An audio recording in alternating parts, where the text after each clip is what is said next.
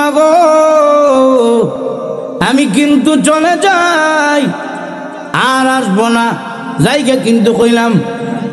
মা আমার দিকে তাকায় না, একবার দুইবার তিনবার টুটটারে বেকা কইনা চোখের পানি ছেড়ে দিয়ে বলতাম, মা আঘাত করেছেন জায়গায় কিন্তু, এর হলে কিন্তু আর ছেলেরে হইবেন না কুজ্জা।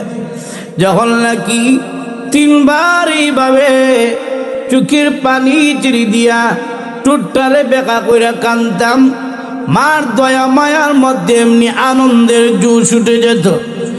ও প্রভু, আমার মা ওই সময় আমার কাছে চলে আসতেন, আয়ার সন্তানরে বুকের সাথে জড়াইয়া সন্তানরে কোলের মধ্যে তুলে নিতেন, কোলের মধ্যে নিয়ে গাল বেকা করে কাঁদছিলাম, চোখের পানিগুলো মুছে দিতেন আর বলতেন, ছেলেরে কান্দিস না, আমি ওয়াদা দিলাম আমি মা তোকে আর মারবো না।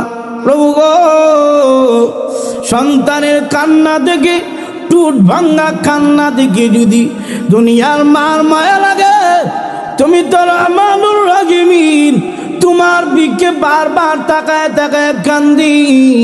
তুমি তো মার চাইতে কোটি গুণ বেশি দয়ালু, আমার কান্না দেখে যদি আমার মার মায়া লাগে, তুমি তো মার চাইতে কোটি গুণ বেশি দয়ালু।